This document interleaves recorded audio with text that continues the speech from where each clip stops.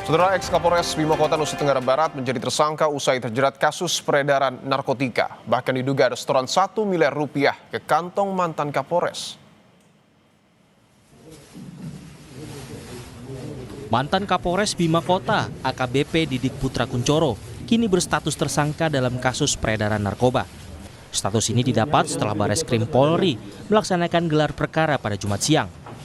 Direktur Tindak Pidana Narkoba Bareskrim Polri, Brigjen Eko Hadisantoso bilang, hasil gelar perkara melanjutkan ke proses penyidikan terhadap AKBP Didik Putra Kuncoro.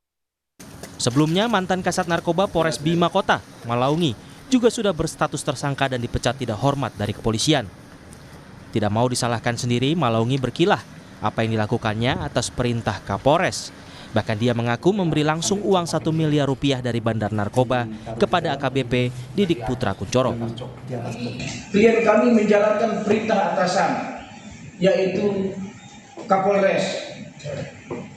Dan Kapolres tersebut adalah yang bernama Ajun Komisaris Besar Polisi Didik Putra Kuncoro SIK MSI. Karena dia ditekan, karena dia diperintah melakukan tindak pidana tersebut. Dan konon barang yang ada atau yang ditemukan di dalam ruangan rumah dinas dari Kasat Narkoba tersebut adalah merupakan titipan. Komisi Kepolisian Nasional mengapresiasi langkah Polri mengungkap peredaran narkotika di kalangan anggotanya. Namun karena kejahatan narkotika memiliki ciri berjejaring, maka semua pihak yang terlibat harus diusut secara tuntas. Tapi yang pasti narkoba ini kan kerjanya berjejaring. Ya, nggak mungkin dia nggak berjejaring. Oleh karenanya jejaring ini harus ditelusurin. Tidak hanya soal apakah Kapolres terlibat atau tidak terlibat. Yang juga penting adalah mereka sendiri, para pengedar narkoba juga harus dibongkar. Sehingga kasus yang sama tidak akan terjadi kepada siapapun. Dari pemeriksaan Polda NTB, mantan Kasat Reserse Narkoba Bima Kota, Malaungi, mengaku akan mengedarkan narkoba di daerah Sumbawa. Saat ditangkap di rumah dinasnya, mantan Kasat Narkoba Bima Kota, Malaungi, memiliki 486 gram narkotika jenis sabu dan positif menggunakan narkoba. Tim Liputan, Kompas TV. Dua perwira polisi di Polres Bima Kota terjerat kasus narkoba dan sudah berstatus tersangka. Bagaimana memberantas narkoba di internal kepolisian di tengah desakan publik soal reformasi kepolisian? Kita bahas bersama anggota Komisi 3 DPR dari fraksi PDI Perjuangan, Bapak Safarudin. Pak Safarudin, selamat petang. Selamat petang, Mas Dipo. Pak, Assalamualaikum warahmatullahi wabarakatuh. Waalaikumsalam. Pak Safarudin, polisi kini tengah kembali menjadi sorotan. Ex-Kapolres dan ex-Kasat Narkoba Polres Bima Kota terjaring sindikat narkoba. Menurut Anda, apa yang salah? Pertama-tama saya sangat sedih dan prihatin tentang kejadian ini di Bima. Pasti banyak masalah-masalah, banyak kesalahan-kesalahan yang dilakukan oleh Polri sehingga terjadi seperti itu.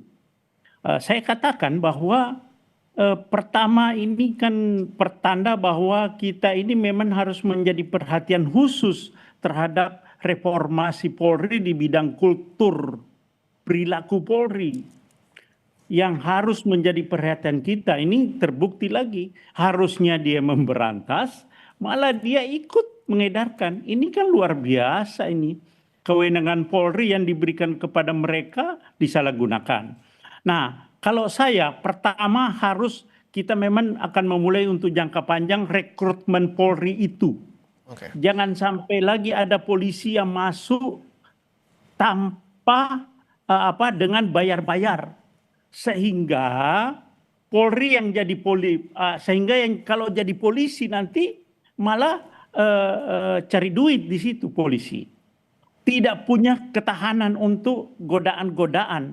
Padahal tugas Polri itu sangat-sangat riskan, sangat-sangat dekat dengan pelaku-pelaku kejahatan. Ya seperti ini, ketika dia memberantas, mungkin awalnya memberantas, tapi lama-lama tergoda juga gitu loh.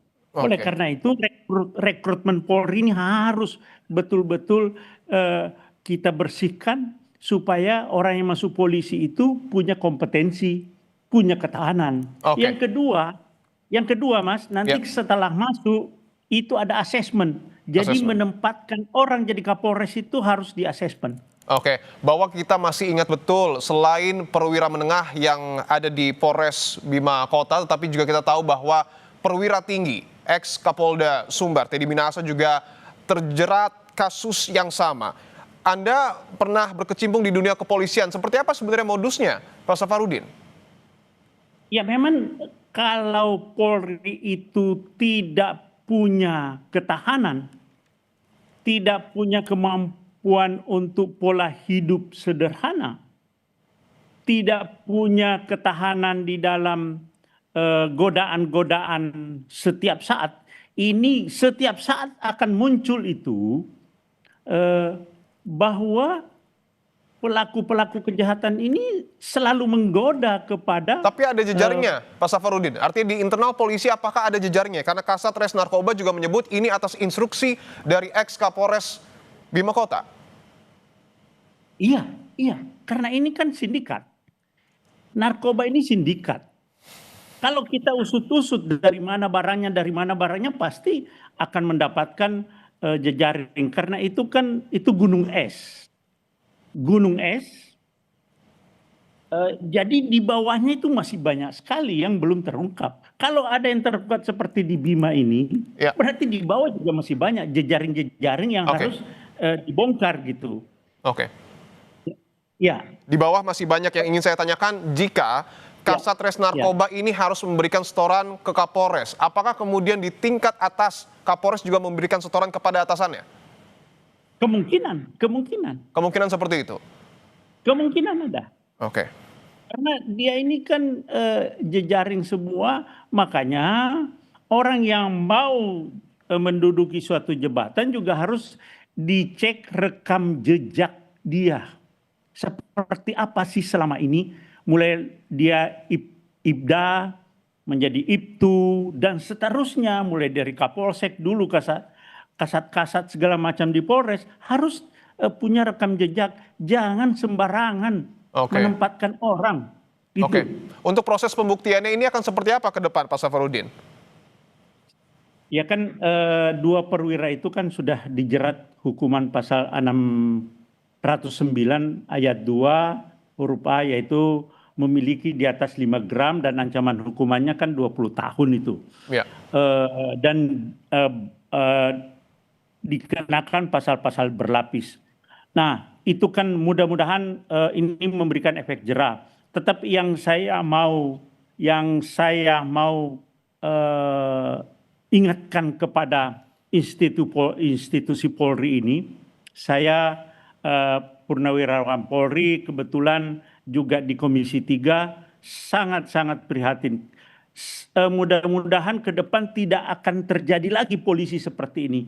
Bayangkan saja negara membiayai sudah sampai pangkat AKBP itu, AKP kok malah tergelincir itu. Makanya jangan sembarangan, orang-orang personil di Mabes Polri jangan sembarangan menempatkan orang. Ya. Jangan sampai tidak dilihat rekam jejaknya, bagaimana orang ini selama ini, bagaimana dia tentang pola hidup dia, harus dicek seperti apa. Sehingga jangan sampai pengawasan internal juga harus diperkuat. Padahal kita punya kita Propam, kita punya Wasidik, kita punya Irwasum, Irwasda kalau di Polda. Tapi ini kan pengawasan ini belum berjalan sebagaimana mestinya gitu ya. Sehingga jebol lagi. Gitu. Ini sangat membahayakan negara ke depan. Ini narkoba, bayangkan saja Mas, di Bima ya, NTB, kota tidak begitu ramai, itu sudah sudah terjadi peredaran narkoba di tempat itu. Oke, menurut Anda hukuman yang paling pantas apakah di PTDH atau mungkin ada hukuman lain untuk memberikan efek jera kepada internal Polri agar tidak mengulangi peristiwa serupa? Ya kan ada nanti sidang kode, sidang profesi, ada sidang etik, dan dipidanakan juga. Di samping dipecat, ya saya setuju, itu harus dipecat, dan juga bukan dipecat begitu saja, tapi dia pelaku pengedar narkoba, menyimpan narkoba di pasal 609 harus dipidanakan juga gitu. Oke, bahwa tadi juga Anda sudah menyebutkan Pak Safarudin bahwa dalam jangka panjang ini rekrutmen, asesmen harus diperbaiki, tapi dalam jangka pendek apa yang harus dibenahi oleh kepolisian kita? Yaitu asesmen, menempatkan orang itu betul-betul punya kompetensi, Oke. punya kemampuan, punya daya tahan terhadap godaan-godaan pelaku-pelaku kejahatan. Oke, baik. Kalau itu yang saya katakan, kalau rekrutmennya salah, berarti nanti 30 lebih, kurang 30 tahun lebih nanti saya katakan bahwa adalah rampok yang berpakaian polisi. Baik. Nah, ini kayak begitu Baik. kelakuannya. Baik, terima kasih anggota Komisi 3 DPR RI, fraksi PDI Perjuangan, Bapak Safarudin telah bergabung di Kompas Petang. Saudara Menteri Sosial Saifullah Yusuf membantah pernyataan dari Wali Kota Denpasar